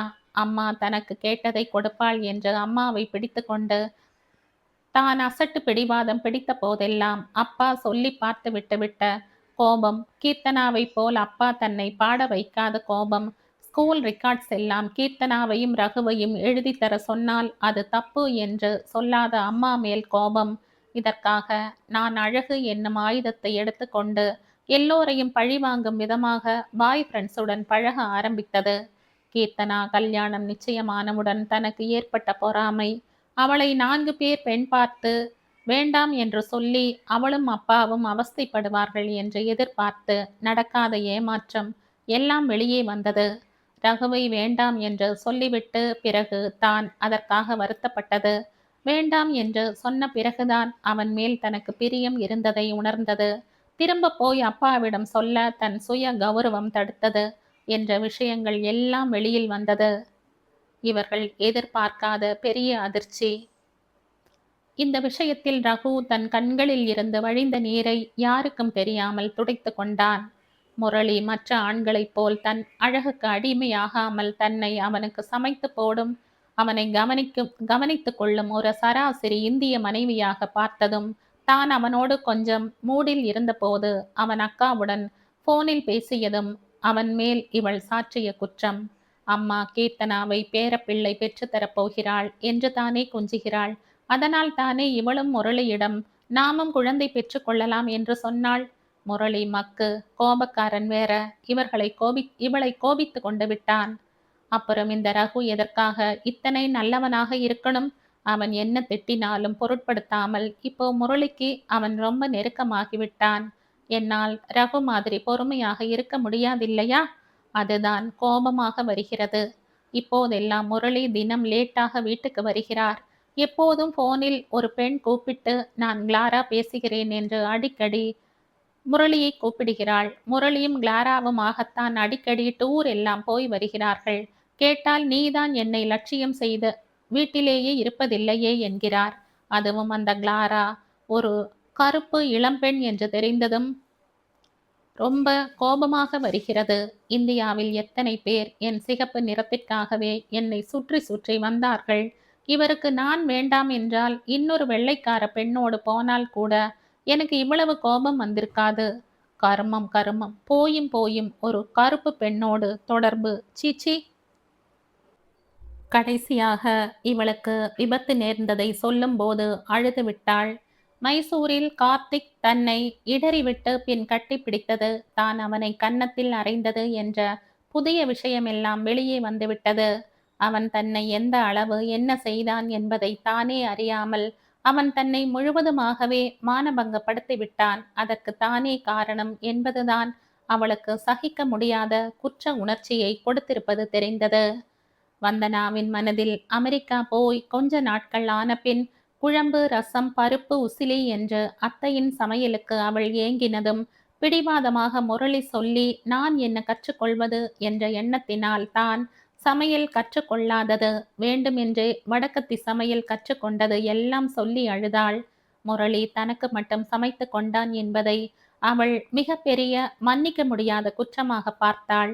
அவளை ரெஸ்ட் எடுக்க விட்டுவிட்டு ஆனந்தும் லலிதாவும் இனி அவளிடம் என்னென்ன விஷயங்கள் பற்றி எப்போது பேச வேண்டும் என்று விவாதித்து ஒரு முடிவுக்கு வந்தனர். ஆனந்த் பிறகு ரகுவிடம், குழந்தை கண்ணிலேயே இருக்கு, நான் ஒரு முறை போய் அந்த ரோஜா கொத்தை பார்த்துவிட்டு வரட்டுமா? யார் என்ன கூப்பிடுவார்களோ என்னவோ, நான் அதை ரோஜா என்றுதான் கூப்பிடப் போகிறேன் என்றான். நீயும் லலிதாவுமாக இனி வந்தனாவை பார்த்து கொள்வீர்கள் இல்லையா? மொத்தத்தில் எல்லா குப்பைகளையும் வெளியே கொட்டிவிட்டதால் இனி அவளுக்கு கவுன்சிலிங் பண்ணுவதும் குற்ற உணர்ச்சியை நீக்குவதும் சுலபமாக இருக்கும் என்றான் ஆனந்த். ஆனந்த் சென்னை போயிருந்தான். ரகுவும் லலிதாவும் மாறி மாறி வந்தனாவிற்கு வேப்பிலை அடித்தார்கள். அதாவது கவுன்சிலிங். பெரியவர்கள் அவளை அப்படி வளர்த்ததில் அவள் தப்பு ஏதும் இல்லை என்று சொல்லி சமாதானப்படுத்தினார்கள். வயது பெண்கள் இன்னொரு பெண்ணுக்கு கல்யாணம் நிச்சயமானால் பொறாமைப்படுவது உலகில் மிகவும் சகஜமான ஒன்று.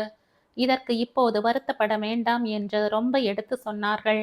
முரளியின் பக்கம் இருந்து அவன் நியாயத்தை சற்று யோசித்து பார்க்கும்படி சொல்லி, அவள் எதிர்பார்ப்புகளும் நியாயம், ஒருவருக்கொருவர் ஏட்டிக்கு போட்டி என்று வந்து விட்டதுதான் துரதிர்ஷ்டம் என்றனர். ரகு சில நாள் காலையில் வந்தனாவை நடக்க கூட்டிக் கொண்டு போய் பேசுவான். சில நாள் காலையில் அவளை தன் ரூமிற்கு அழைத்து போய் பேசுவான். முக்கியமாக அவர்கள் இருவருமாக சேர்ந்து வந்தனாவை ஒரு நாளில் 2 மணி நேரமாவது தியானம் செய்ய வைத்தனர். இப்போதெல்லாம் வந்தனா கத்துவதில்லை, சாமான்களை தூக்கி எறிவதில்லை, அழுவதும் இல்லை. நடையிலேயே ஒரு பதவிசு வந்திருந்தது. தவிர அவள் இத்தனை நாட்களாக அதிகமாக சாப்பிட்டு கொண்டிருந்த ரெடிமேடு உணவுகளை தவிர்த்து நம் தென்னிந்திய பாரம்பரிய உணவு வகைகளை சாப்பிட ஆரம்பித்ததுமே ஒரு தெம்பு வந்திருந்தது. இட்லி, தோசை, பொங்கல், போண்டா, வடை போன்றவற்றையெல்லாம் எல்லோராலும் ஒப்புக்கொள்ளப்பட்ட சரி விகித சத்துணவு இல்லையா? மற்றபடி அவளின் ஆரோக்கியம் எல்லாம் நார்மலாகவே இருந்தது. 45 நாட்கள் ஓடிவிட்டன. ஆனந்த் தன் அப்பா அம்மாவுடன் பூமாவையும் அழைத்து வந்தான். வந்தனா அவர்களிடம் எல்லாம் மரியாதையாக நடந்து கொண்டாள். இதற்கு முன் அவர்கள் அபிராமபுரம் வரும்போதெல்லாம் ஹல்லோ கூட சொல்லாமல் மரியாதை குறைவாக நடந்து கொண்டதற்கு மிகவும் வருந்தினாள். அதற்காக அவர்களிடம் மன்னிப்பு கேட்டுக்கொண்டாள். பூமாவை பார்த்ததும் அத்தை என்று ஓடி வந்து கட்டி கொண்டாள். கண்களில் நீர் மல்க, அத்தை, நான் உன்னை ரொம்ப படுத்தி இருக்க இல்லையா? ரொம்ப சாரி அத்தை, என்ன மன்னிச்சிடு என்றாள். போடி அசடு, நான் உன் அத்தையடி, நான் போய் உன்னை மன்னிப்பதாவது? அத்தை இல்லா குழந்தைக்கு அருமை கிடையாது என்று சொல்வார்கள் தெரியுமா என்றாள் பூமா. ஆமாம் அத்தை, நான் அசடுதான். அதனால் தான் கையில் கிடைத்த அருமையான வைரக் கற்களை எல்லாம் கூழாங்கற்கள் என நினைத்து தூக்கி எறிந்து விட்டேன் என்று கூறி விசும்பினாள். பூமா அவளை அணைத்து தேற்றினாள். ஒரு 4 நாட்கள் எல்லோரும் ஒன்றாக இருந்தனர். வந்தனா எல்லோரிடமும் சகஜமாக பழகினாள். ஆனந்தும் ரகுவும் தாங்கள் எடுத்துக்கொண்ட சவாலில் வெற்றி அடைந்த பெருமிதத்தில் இருந்தனர். இனி வந்தனாவை அவள் அம்மாவிடம் காட்டலாம் என்று ஆனந்திற்கு நிச்சயமாக தோன்றியது. அன்று ஆனந்தின் அப்பா அம்மா ஊருக்கு கிளம்பினார்கள். வந்தனா அவர்களை மிக மரியாதையுடன் வழி அனுப்பினாள். இதை கவனித்த ஆனந்த் முகத்தில் புன்னகை பூத்தது. வந்தனா தன் அம்மாவை நல்லபடியாக எதிர்கொள்வாளா என்பதை தெரிந்து கொள்ளத்தான் ஆனந்த் தன் பெற்றோரை கூட்டி வந்தது. அவர்களை காரில் சென்னை அனுப்பிவிட்டு 2 நாளில் வசந்தா, வாசு, கீர்த்தனாவை குழந்தையுடன் கூட்டி வர செய்தான். வழியில் வாசுவும் கீர்த்தனாவும் வந்தனாவை பற்றிய எல்லா உண்மைகளையும் வசந்தாவிற்கு சொன்னார்கள். அதிர்ந்து போன வசந்தா கண்ணீர் விட்டு கதற ஆரம்பித்தாள். கீர்த்தனாதான் தாயை அணைத்து கொண்டு சமாதானப்படுத்தினாள். தற்போது வந்தனா முற்றிலும் குணமடைந்து விட்டதாகவும் தான் இதுவரை நடந்து கொண்டதற்கு வெட்கமும் வேதனையும் அடைந்து வருத்தப்படுவதாகவும் சொன்னாள். வந்தனாவின் நிலைமையை முன்பே யூகித்திருந்த ஆனந்த் அவளுடைய டென்ஷனை குறைக்க மாத்திரைகள் கொடுத்திருந்ததால் அவளால் சற்று அமைதியாக வர முடிந்தது. ஊட்டியை அடைந்த கார் ஆஸ்பத்திரியின் முன் நின்றது. எல்லோரும் நேராக ஆனந்தின் ரூமிற்கு போய்விட்டார்கள். இவள் வரவை எதிர்பார்த்து காத்திருந்த வந்தனா அம்மாவை பார்த்ததும் ஹோவென்று அழுது கொண்டு அவளை கட்டி கொண்டாள். இந்த காட்சியை கண்ட எல்லோர் கண்களிலும் கண்ணீர் வடிந்தது. ஆனால் வந்தனா அழுவதை யாரும் தடுக்கவில்லை. நன்றாக அழுதால் மனதின் பாரம் குறையும் என்று விட்டுவிட்டனர். சற்று நேரத்திற்கு பிறகு வசந்தா வந்தனாவின் கையை பிடித்து கொண்டு, என்ன கண்ணா இப்படி இருக்க?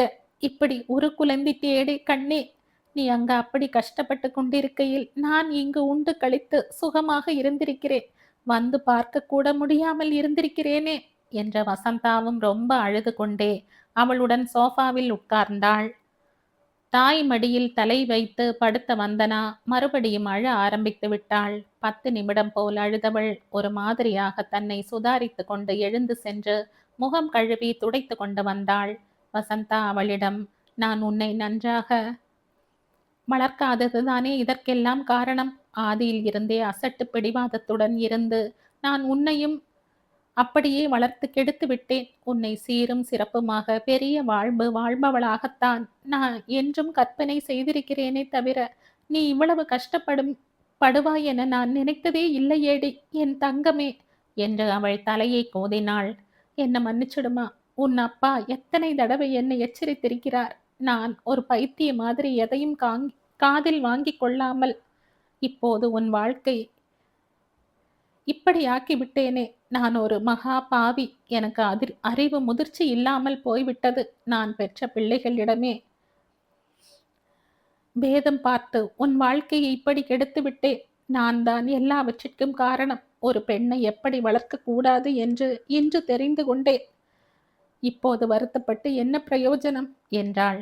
அமைதியாக இருங்கள் அத்தை. நான் உங்களிடம் என்ன சொல்லி கூட்டி வந்தேன்? நீங்கள் இப்படி அழுதால் இதுவே வந்தனாவின் ஆரோக்கியத்திற்கு ஆபத்தாகிவிடும். உங்கள் உணர்ச்சிகளை தயவு செய்து அடக்கிக் கொள்ளுங்கள் என்றான் ஆனந்த். கீர்த்தனாவும் வந்தனாவை பற்றிய எல்லாவற்றையும் வசந்தாவிற்கு சொன்னார்கள். அதிர்ந்து போன வசந்தா கண்ணீர் விட்டு கதற ஆரம்பித்தாள். தற்போது வந்தனா முற்றிலும் குணமடைந்து விட்டதாகவும்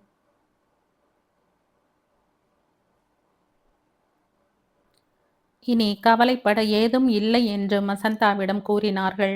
அமைதியாக இருங்கள் அத்தை. நான் உங்களிடம் என்ன சொல்லி கூட்டி வந்தேன்? நீங்கள் இப்படி அழுதால் திரும்ப வந்தனாவின் மன ஆரோக்கியத்திற்கு ஆபத்தாகிவிடும். வந்தனாவின் உங்கள் உணர்ச்சிகளை தயவு செய்து அடக்கிக் கொள்ளுங்கள் என்றான் ஆனந்த்.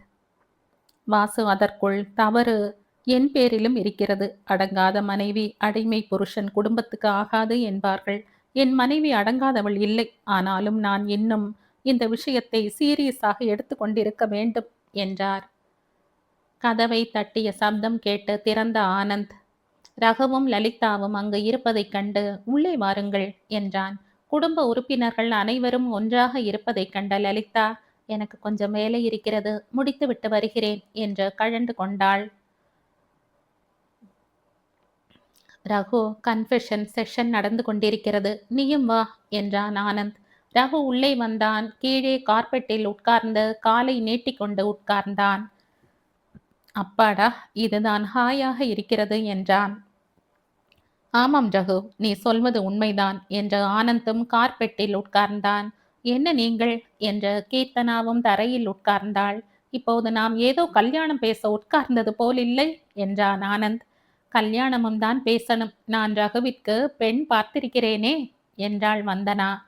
யாரு வந்தனா, சொல்லேன் என்றாள் பூமா. அத்தைக்கு ஆசையை பாரேன். நீ எனக்கு என்னவெல்லாம் செய்து தருவாய் என்று சொன்னால்தான் நான் சொல்வேனாக்கும் என்றாள் வந்தனா. இவர்கள் வந்ததில் இருந்து குழந்தை தூங்கிக் கொண்டிருக்கவே உள் ரூமில் கொண்டு விட்டிருந்தாள் கீர்த்தனா. அதன் அழுகை சப்தம் கேட்கவும் எடுத்துக்கொண்டு வந்தாள். குழந்தையை பார்த்ததும் வந்தனா, பாப்பாவை என்னிடம் கொடு, நான் வைத்துக் கொள்கிறேன் என்றாள்.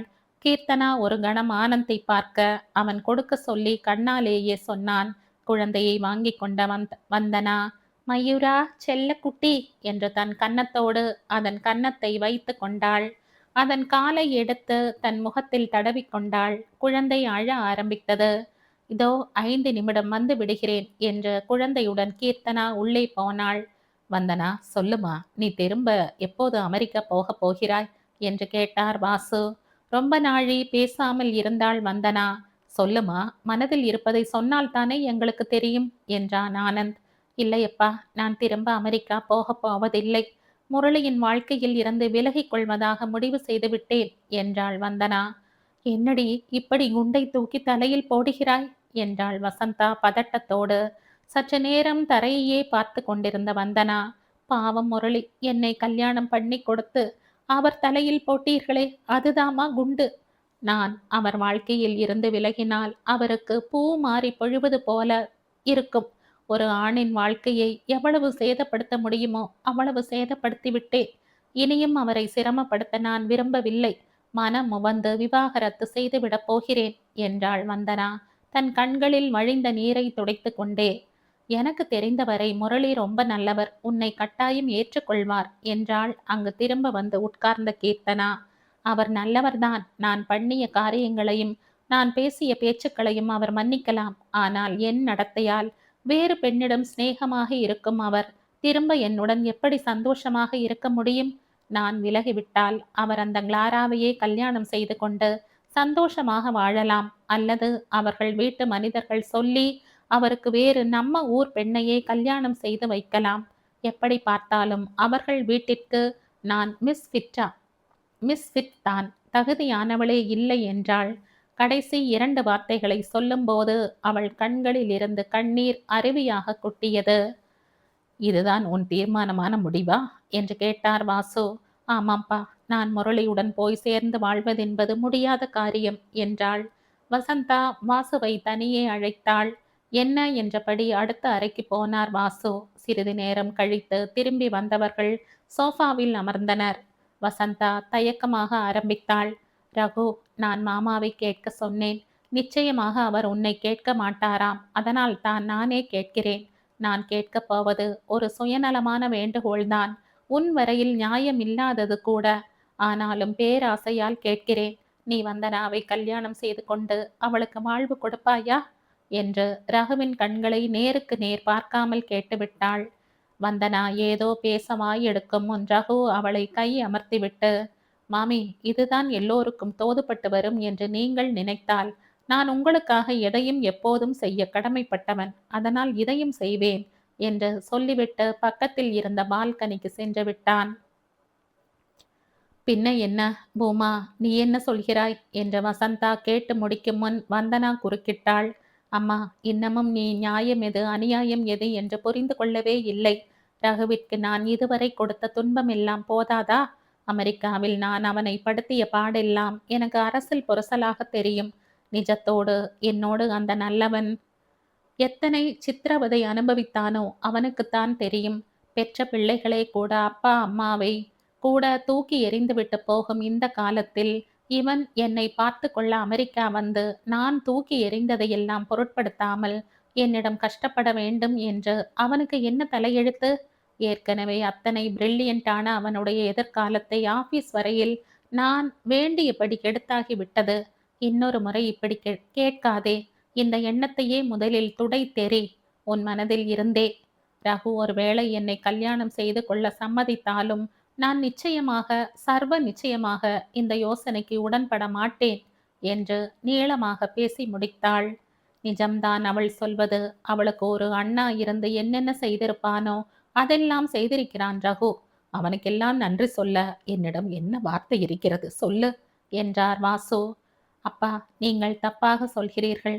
ரகு அங்கு எனக்கு ஒரு அண்ணாவாக நடந்து கொள்ளவில்லை என்று சொல்லி நிறுத்தினாள் வந்தனா. எல்லோரும் அவளை ஆச்சரியப்பட்டு பார்க்க, அவன் ஒரு அம்மாவாக அல்லவா நடந்து கொண்டான்? அவனுக்கு நன்றி சொல்ல வேண்டுமென்றால் அவன் காலுக்கு நான் செருப்பாக இருக்க வேண்டும் என்றாள் வந்தனா. பின்ன உன் வாழ்க்கை என்று கேட்டாள். அதுவரை வாயடைத்து போய் உட்கார்ந்திருந்த வசந்தா, இப்போது கேட்டியே, இது கேள்வி. நான் மேற்கொண்டு ஏதாவது படிக்கலாம், என் துறையிலேயே ஏதாவது சாதிக்கலாம். கல்யாணம் பண்ணி கொண்டு குடும்பம் நடத்துவது மட்டும்தான் வாழ்க்கை என்றில்லை. அம்மா, என் வாழ்க்கையால் எல்லோரும் பாடம் கற்றுக்கொண்டால் சரி என்றாள். ஆமாம், ரகுவிற்கு பெண் பார்த்து வைத்திருப்பதாக சொன்னாயே, யார் அது? சொல்ல மாட்டாயா என்று கேட்டாள் பிள்ளையின் நடத்தையால் பூரித்து போன பூமா. அத்தைக்கு பேரன் பேத்தியை பெற்று கொடுக்க போகும் அந்த அதிர்ஷ்டசாலி பெண் யாரோ என்றான் ஆனந்த். எல்லோரும் ஜோரா ஒரு முறை கைதட்டுங்கோ என்ற வந்தனா, டாக்டர் லலிதா தான் அது என்றாள். வந்தனா எதிராளியின் மனதில் என்ன இருக்கிறது என்று தெரியாமல் இப்படி பேசக்கூடாது, சரியில்லை என்று கண்டித்தான் ரகு. அப்படியானால் எதிராளி சம்மதித்தால் இங்கே இதய சிம்மாசனம் ரெடியா என்று கேட்டாள் வந்தனா. டாக்டர் கோவர்த்தன் விஷயம் லலிதாவிற்கு தெரியுமா என்று மெல்ல கேட்டான் ரகு ஆனந்திடம். சொல்ல வேண்டாம் என்றேன் நானும் என்றாள் கீர்த்தனா. இல்லை, அது தப்பு. யார் மனதில் என்ன இருக்கிறது என்பதெல்லாம் அவர்களே ஒளிக்காமல் சொல்லும் வரை அடுத்தவருக்கு எப்படி தெரியும் என்றான் ரகு. அது என்ன கோவர்த்தன விஷயம் என்று கேட்டாள் வந்தனா. அது ஒன்றுமில்லை. உன்னை பார்க்க கோவையில் இருந்து வந்திருந்தாரே ஒரு வயதான எக்ஸ்பீரியன்ஸ்டு டாக்டர். அவர் ஒண்டிக்கட்டையாம். அவருக்கு என்று கீர்த்தனா முடிக்கும் முன், லலிதாவை ஸ்வீகாரம் செய்து கொள்ளணுமாமா என்று கேட்டாள் வந்தனா. இல்லை, கல்யாணம் செய்து கொள்ளணுமாம் என்றாள் கீர்த்தனா. இதென்ன வக்கரமான கோரிக்கை? நன்றாகவே இல்லையே என்றார் வாசு. அவளிடம் வேறு சொல்லிவிட்டீர்களா? தெரிவிப்பது நம் கடமை இல்லையா என்று கேட்டாள் கீர்த்தனா. நேற்றுத்தான் போனில் சொன்னேன் என்றாள். என்ன ரியாக்ஷன் அவளிடம்? சிரித்தாளா, கோபப்பட்டாளா என்று கேட்டான் ரகு. சீச்சி, அதுவா அவள் சுபாவம்? அவள் சொன்னது இதுதான். அவர் மனதில் ஏதோ தோன்றி இருக்கிறது, கேட்டுவிட்டார். ஆனால் எனக்கு கல்யாணம் செய்து கொள்ளும் எண்ணமே இல்லையே. தயவு செய்து அவரிடம் சொல்லிவிடுங்கள் என்றாள் அமைதியாக. வந்தனாவிற்கு தன்னை ரகுவை பண்ணி கொள்கிறாயா என்று கேட்டதற்குத்தான் எல்லோரையும் தூக்கி பந்தாடியது நினைவுக்கு வந்தது. சரி, இப்போது ரகுவிற்காக கேளுங்களேன், நிச்சயமாக சரி என்றுதான் சொல்வாள் என்றாள் வந்தனா. முதலில் ரகுவை கேட்போம். என்ன ரகு சொல்கிறாய் என்று கேட்டான் ஆனந்த். இந்த முறை அம்மா கேட்டதுமே எனக்கு கல்யாணம் செய்து கொண்டு அம்மாவை சந்தோஷமாக பார்த்து கொள்ளணும்னு தோன்றியது நிஜம்தான். இந்த ரோஜா கொத்தை பார்த்ததுமே அந்த எண்ணம் இன்னும் ஸ்ட்ராங்காகவே ஆகியிருக்கிறது. லலிதாவை, அவள் சுபாவத்தை, அவள் பழக்க வழக்கங்களை எனக்கு பிடித்திருக்கிறது. ஆனால் ஆனந்த், இந்த ஹாஸ்பிட்டல் ஓனர், நீ கேட்டு அவள் சரி என்று சொல்லி அதெல்லாம் தப்பு. கல்யாணம் என்பது பரஸ்பரம் மனதிற்கு பிடித்தால் மட்டும் பண்ணி கொண்டால்தான் அது சரியாக இருக்கும் என்றான் ரகு. ரகு சொல்லி முடிக்கும் முன் வந்தனா எழுந்து விட்டாள். நான் கேட்கிறேன் என்று. இல்லை வந்தனா, வற்புறுத்தாமல் கேட்க வேண்டும் என்றான் ரகு. நான் ஏன் வற்புறுத்துகிறேன்? இங்கிருப்பவர்களில் நான் தான் உன்னை தவிர அவளை கேட்க தகுதியானவள். சொல்லு, நீ கேட்கிறாயா இல்லை நான் கேட்கட்டுமா என்றாள் வந்தனா. இது ஏதடா வம்பா போச்சு? எனக்கு பெண் பார்த்து கல்யாணம் பண்ணி வை என்று இந்த பாட்டியிடம் சொன்னதாக நினைவில்லையே என்றான் ரகு. நீ சொல்லாவிட்டாலும் உனக்கு கல்யாணம் பண்ணி பேரன் பேத்தி பார்க்க எனக்கு ஆசையாக இருக்காதா பேராண்டி என்று சொன்ன வந்தனா கீழே இறங்கி போனாள். 5 நிமிடம் லலிதாவை மேலே அழைத்து கொண்டு வந்து விட்டாள். அவள் உள்ளே வர மறுக்க, இவள் சின்ன குழந்தை போல் அவள் கையை பிடித்து தர தரவென்று இழுத்து கொண்டு வந்தாள். கமின் லலிதா என்று ஆனந்த் கூப்பிட அவள் உள்ளே வந்தாள். ரகு எழுந்து உள் ரூமிற்கு போக கிளம்பினான். ரகு, ரகு இங்க வா, எங்க நழுவுகிறாய் என்று சொன்ன வந்தனா, எஸ் சம்மதம் சொல்லியாச்சு லலிதா என்றாள். எப்படி வந்தனா என்றான் ரகு. அப்படி என்றால் நீ போட்ட சொக்கு பொடி அப்படி இல்லையா கீர்த்தனா என்று அக்காவையும் சேர்த்து கொண்டாள் வந்தனா. அம்மா லலிதா, இந்த வாலு வந்து என்னம்மா சொல்லித்து? எங்கள் ரகு ரொம்ப நல்லவன்மா என்றார் வாசு. எங்க பொண்ணும் ரொம்ப ரொம்ப நல்லவள் தான் தெரியுமா. நாங்க 2 பேரும் இப்போது பெண் வீட்டுக்காரர்களாக்கும் என்றாள் கீர்த்தனா. இருமா லலிதா, நீ சம்மதம் சொன்னது மனப்பூர்வமாகத்தானேம்மா. இந்த ஹாஸ்பிட்டலில் வேலை செய்கிறோம். ஓனர் வீட்டு பையன் என்பதற்காக இல்லை, இல்லையா என்றார் வாசு. இல்லை மாமா, நான் பார்த்ததிலேயே ஒரு அற்புதமான மனிதர் ரகு. எனக்கும் என்று கீர்த்தனா மேடத்தின் குழந்தையை பார்த்ததும் திடீரென்று ஒரு ஆசை வந்தது. அந்த நேரம் நான் கண்டு வியக்கும் ரகுவிற்காக வந்தனா கேட்டதும் சரி என்று சொல்லிவிட்டேன். மற்றபடி சாரி டாக்டர் ஆனந்த், நான் படித்திருக்கிறேன், அனுபவம் இருக்கிறது. அதனால் வேலை பற்றி கவலை இல்லை. நான் தெளிவாக இருக்கிறேன். டாக்டர் ஆனந்த், இந்த ஹாஸ்பிட்டல் ஓனர் என்பதற்காக சம்மதம் சொல்லவில்லை. ரகுதான் என்னை கேட்டு வர சொன்னதாக வந்தனா சொன்னாள். ஆனாலும் என் காதுபட அவரும் அவர் அம்மாவும் நேரடியாக ஒரு முறை சொல்லிவிட்டால் எனக்கு சந்தோஷமாக இருக்கும் என்றாள் கீர்த்தனா தணிந்த குரலில். ஏய் ரகு, லலிதாவை பார்த்து ஐ லவ் யூ சொல்லு. இப்போது நீ எங்கள் எல்லார் முன்னாடியும் கேட்டாகணும் என்று வந்தனா கத்த பால்கனி பக்கம் போனான் ரகு. லலிதாவை தலையாட்டி கூப்பிட்டான். அங்கு பூத்திருந்த ஒரு ரோஜாவை பறித்து கையில் வைத்து கொண்டு லலிதாவின் முன் மண்டியிட்டு அவளிடம் நீட்டினான். பொன் சிரிப்புடன் வாங்கி கொண்டாள் லலிதா. பார்த்து கொண்டிருந்த எல்லோரும் படபடவென்று கை தட்டினார்கள். எல்லோர் முகத்திலும் ஒரே ஆனந்தம், சிரிப்பு. அத்தையின் 2 பக்கமும் வந்தனாவும் கீர்த்தனாவும் போய் கைகளை பிடித்து கொண்டு, சந்தோஷமா அத்தை என்று கேட்டார்கள். மகிழ்ச்சியுடன் தலையாட்டிய பூமா லலிதாவை அருகில் கூப்பிட்டு அவள் கன்னத்தை தடவி முத்தமிட்டாள். சந்தோஷத்தில் அண்ணா மன்னி 2 பேர் கைகளையும் பிடித்து கொண்டாள். ஒரு நல்ல காரியம் நான் செய்திருக்கிறேனாக்கும் என்றாள் வந்தனா சோஃபாவில் உட்கார்ந்தபடியே. அதில் பாதி பங்கு என் பெண்ணிற்கு தெரியுமில்லையா என்றான் ஆனந்த். ஆமாம், குட்டி பாப்பா பிறந்த கொஞ்ச நாளிலேயே ஒரு கல்யாணம் பண்ணி வைத்து விட்டாள் என்றார் வாசு. லலிதா மெதுவாக சொன்னாள். என் பின்னணி தெரியுமில்லையா? எனக்கு நம் குடும்பங்களின் பழக்க வழக்கங்கள் எல்லாம் அவ்வளவாக தெரியாது. சொல்லிக் கொடுத்தால் பழகிக் கொள்வேன். பின்னணி என்னம்மா பின்னணி, சொல்லிக் கொடுத்தால் கற்றுக்கொள்வேன் என்ற அந்த மனப்பான்மைதான் முக்கியம் என்றார் வாசு. கீர்த்தனா ரகுவையும் லலிதாவையும் பார்த்து, பெரியவர்களை நமஸ்காரம் செய்து கொள்ளுங்கள் நீங்கள் 2 பேரும் என்றாள். அவர்கள் பூமா, வாசு, வசந்தாவை நமஸ்கரித்து அவர்களின் ஆசீர்வாதத்தை பெற்றனர். அதற்குள் போன் மணி அடிக்க ரகு எடுத்துக்கொண்டு பால்கனிக்கு போனான். பேசி முடித்து உள்ளே வந்தவன் நேராக வந்தனாவிடம் போனான். உனக்கு யார் மேலெல்லாம் கோபம் சொல்லு என்றான். யார் மேலும் இல்லை ரகு, உன்மேல் ஆனந்த் மேல் நன்றி உணர்ச்சிதான் மேலோங்கி நிற்கிறது. முரளி மேல? கையில் கிடைத்த ஆனந்தமான அழகான வாழ்க்கையை தொலைத்துவிட்டு நிற்கிறேன் ரகு, இனிதான் சுதாரித்து கொள்ளணும் என்று சொல்லும் போதே விம்மி விட்டாள். போகட்டும், உனக்கு கிளாராவை பார்க்கணுமா, பார்க்கிறாயா என்று கேட்டான். வேண்டாம் ரகு, அவள் பேரழகியாகவோ பெரிய அறிவாளியாகவோ இருக்க வேண்டும். இல்லாவிட்டால் என் முரளியை கவர்ந்திருக்க முடியாது. என் செய்கைகளுக்கு அவர் என்ன செய்வார் பாவம்? இல்லை வந்தனா, என் செலவில் அந்த கிளாராவின் போட்டோ இருக்கிறது, பார்த்து நீயே முடிவு பண்ணு, அவள் பெரிய அழகியா என்றவன் அவள் பதிலுக்கு காத்திராமல் அவள் படத்தை காண்பிக்க எடுத்தான் ரகு. உன் செல்லிலுமா ரகு அவள் போட்டோ? உனக்கு காண்பிக்கத்தான் என்றான் ரகு. தோ பார், இதுதான் கிளாரா என்று அவன் காண்பிக்க வந்தனா அசந்து போனாள். கிளாரா என்பவள் ஒரு வயதான கருப்பு இன பெண்மணி. நிஜமாகவா சொல்கிறாய்? இதுதான் கிளாராவா என்று கேட்டாள் வந்தனா ஆச்சரியம் தாங்காமல். பின்ன பொய்யா சொல்கிறேன்? இந்த கிளாராவிற்கு வயது 60. அவளுடைய அம்மா டொரண்டோவில் தனியாக இருக்கிறாள். கிளாரா ஒரு கேன்சர் பேஷண்ட். 3வது ஸ்டேஜில் தான் கண்டுபிடித்தார்கள் என்பதால் அவளுக்கு பிழைக்க வாய்ப்பில்லை. அது அவளுக்கும் தெரியும். எனவே தன் கடைசி நாட்களில் தன் அம்மாவுடன் சேர்ந்து இருக்க விரும்பினாள். அதற்குத்தான் முரளி அவளுக்கு துணையாக அவள் அம்மா ஊருக்கு போய் வந்தான். கிளாராவிற்கு ஆன்மீக ஈடுபாடு ரொம்ப அதிகம். அதிலும் அவளை கவர்ந்தது இந்திய தத்துவங்கள் தான். நீ வீட்டில் சண்டை போட்ட போதெல்லாம் முரளி ஆபீஸில் ரொம்ப தங்கவில்லை. கிளாராவின் வீட்டுக்கு போய் ஆராய்ச்சி செய்து குறிப்புகள் எடுத்து இந்த புத்தகத்தை எழுதி முடித்திருக்கிறார்கள் என்று ஒரு புத்தகத்தை காண்பித்தான். Spirituality, a comparison,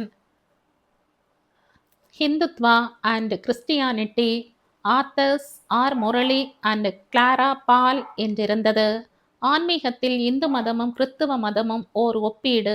எழுதியவர்கள் R Murali and Clara Paul என்று பூமாவிற்கு மொழிபெயர்த்து சொன்னான் ரகு.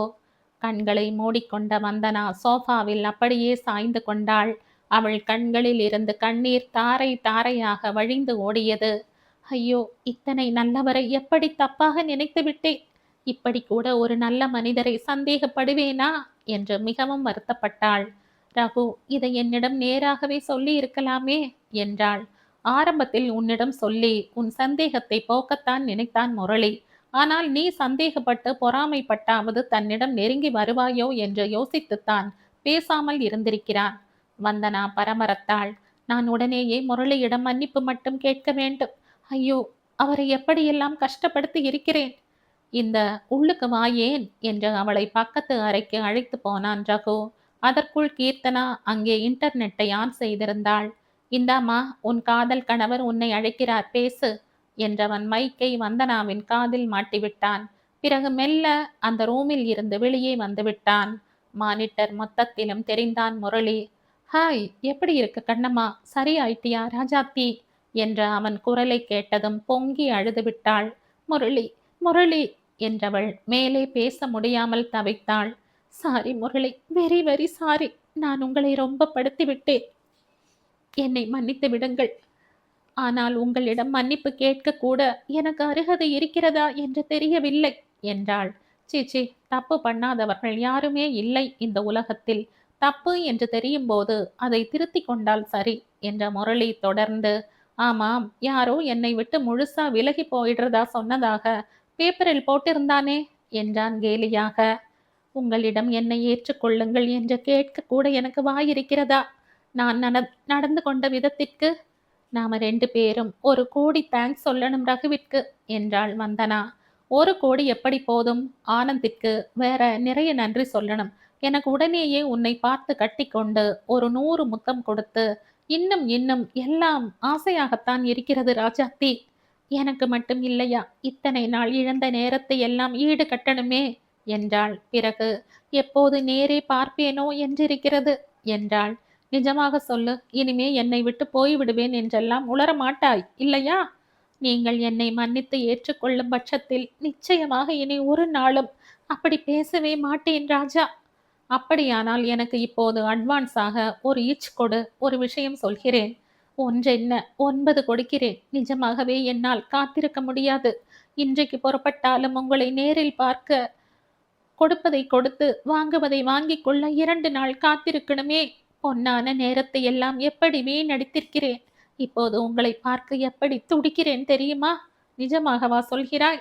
பின்ன பொய்யா? அப்படியானால் 1 மணி நேரத்தில் அங்கிருக்கிறேன். சரியாடா செல்லம்? 1 மணி நேரத்திலா? நிஜமாகவா? எங்கிருந்து பேசுகிறீர்கள் முரளி என்று கேட்டாள் வந்தனா வியப்பில் விழிகள் விரிய. ஆமாம், நான் கோவையில் இருந்து ஊட்டிக்கு காரில் வந்து கொண்டேதான் லேப்டாப்பில் உன்னோடு பேசிக் கொண்டிருக்கிறேன் என்று சொல்லிக் கொண்டிருக்கையில் கதவை தட்டிவிட்ட வாசு உள்ளே வந்தார். சாரி மாப்பிள்ளை, எங்கள் பெண் நடந்து கொண்டதை எல்லாம் தயவு செய்து மறந்து மன்னித்து விடுங்கள் என்றார். என்ன மாமா, நீங்கள் போய் என்னிடம் இப்படி பேசலாமா? நடந்த நிகழ்வுகளை எல்லாம் மறந்து விடுவோம். இனி நடப்பவை நல்லதாகவே இருக்கட்டும். எங்களுடைய புது வாழ்க்கைக்கு ஆசீர்வாதம் செய்யுங்கள் போதும் என்றான். அதற்குள் அங்கு வந்த வசந்தா, என் தப்புதான் மாப்பிள்ளை. வளர்க்க தெரியாமல் நான் வளர்த்த விதம் உங்கள் வாழ்க்கையை துன்பத்தில் கொண்டு போய் விட்டு விட்டது என்றாள். இனிமேல் அதெல்லாம் ஒன்றுமில்லை, எல்லாம் தான் சரியாகிவிட்டதே என்று சொல்லிவிட்டு சற்று பேசாமல் இருந்தான். இருவரும் பேசாமல் இருக்கவே புரிந்து கொண்டு வசந்தாவையும் அழைத்து கொண்டு வெளியேறினார் வாசு. வந்தனா, நான் பாடுவேன், நீ அதை முடிக்கணும். முடித்துவிட்டு கீழே வா, வாசலில் நான் இருப்பேன் என்றான் முரளி. இலை பெயராது நிலை போலவே நின்று என்று அவன் பாட நேரமாவதறியாமலே மிக வினோதமான முரளி என் மனம் அலை பாயுதே கண்ணா, என் மனம் மிக அலை பாயுதே என்று முடித்துவிட்டு வாசலுக்கு துள்ளி ஓடினாள் வந்தனா.